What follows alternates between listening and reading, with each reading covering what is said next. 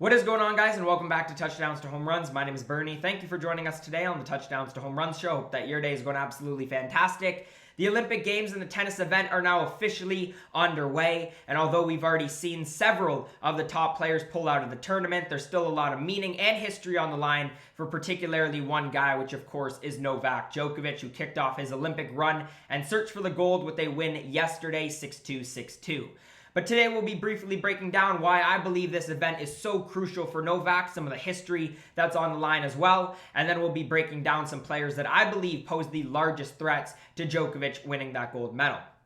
But anyways, let's get right into the video. So let's start with what is on the line for Novak here. Well, it marks his fourth time ever competing at the Olympic Games, and it sounds weird to say that there isn't something on that great resume of Novak Djokovic, but an Olympic gold medal is one of those. He's competed 3 times at the Games, actually only medaled once, which was a bronze medal. But there is some history on the line here, and this would be a great time for Novak to pick up that first gold.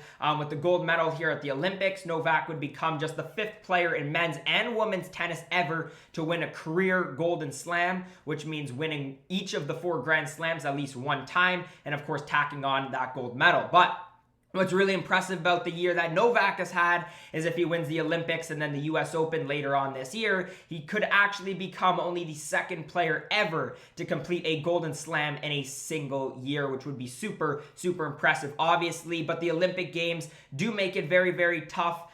Sort of contrary to the Grand Slams, which are 5-set matches. Of course, these are only best 2 out of 3, and given the draws of players, you know, it's sort of more of a buffed up 1,000 rather than a Grand Slam, and it's a lot easier in the Olympics to see a guy like Novak Djokovic be upset like a guy like Stefanos Tsitsipas, for example, who would have beat him in straight sets in the French Open. And I'm not saying that Djokovic will or won't lose, but again, I am saying that all the guys that I talk about today, I think that they would like their path and the road to beat Novak Djokovic a little bit more than in Grand Slam play, of course.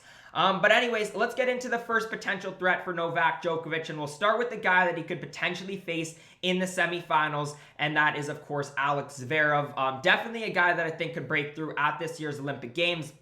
Not only does he play well on the hard courts, but he's been very, very solid this year. 2 titles year to date on the ATP Tour. He has the 8th most wins of the year. And over the course of his career, he's played really, really well in some of the bigger 3-set tournaments in the Masters 1000s. He's got 4 titles to his name.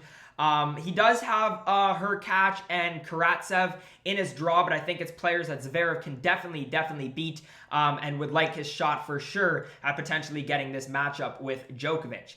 In terms of a potential Djokovic-Zverev matchup, they've actually faced 8 times, and Zverev would not necessarily love his chances, but he has beat him twice, so definitely has that experience there, but hasn't beat him since back in 2018. Now, Zverev has actually beat him once on a hard court, which is obviously very impressive, but has lost the last 5 meetings between the two. In order for Zverev to have a chance at a potential matchup here, he'd have to definitely find some consistency on the backhand. But that being said, he's definitely a guy who would be able to test Djokovic from that baseline, especially with that backhand if it's on. So, you know, Zverev been playing some great tennis this year, definitely poses a threat to Djokovic.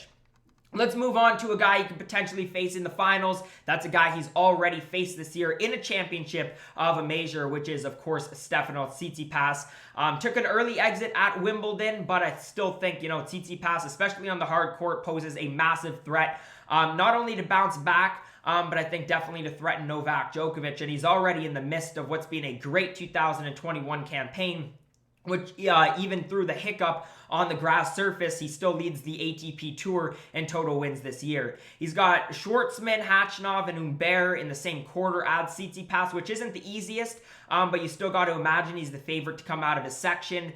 Going into a match against Djokovic, I do think, you know, he would have a lot of confidence. And it would be an interesting scenario for sure, because it would mean that Tsitsipas made it all the way to the final, so he's back at a high level that he sort of missed over the course of the past month.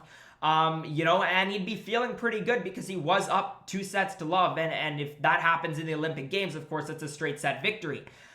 We would need to see a lot of the same things that we saw from Tsitsipas early on in that French Open match. Again, in the Olympic Games. But what I really like about Tsitsipas this year is just the way that he's developed sort of all aspects of his game.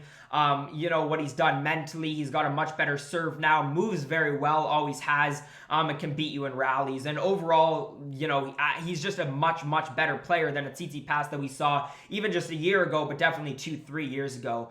The only thing that I would really be looking at with Tsitsipas, especially is early on in the tournament, I'm looking at Tiafoe in the second round, who of course beat him in straight sets in Wimbledon, so we're getting a potential rematch there. And just overall, we need Tsitsipas to sort of get back his consistency. He hasn't played a lot of tennis as of late. Early exit in Wimbledon. I don't even think he's played in a tournament after that.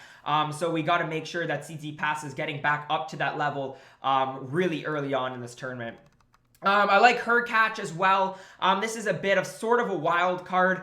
A guy that not a lot of people would be talking about beating Novak Djokovic. But I'm really curious to see how Hurcakz continues to develop a great semifinal run or build off a great semifinal run that he did have at Wimbledon. And he's really put together a great year so far. He's got a 20-12 record. He did have a big losing streak. So I think that makes his record sort of look slightly worse than he has played at times. Of course, he's a great server. He's got some great strength in the return game as well. But what really makes Hurcakz a phenomenal player is his experience and quality at the net that he developed over his time playing doubles.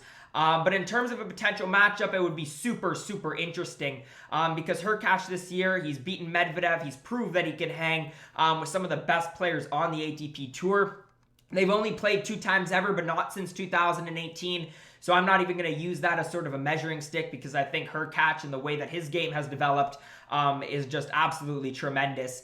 But it would be really interesting because I think it's 2 guys who have super, super similar play styles. You're talking about 2 guys who are really comfortable and solid at the net. Djokovic, used it a lot in the Wimbledon finals, for example, and we saw over the course of that Wimbledon stretch what that did for Hurkacz's game and him getting to the semis as well.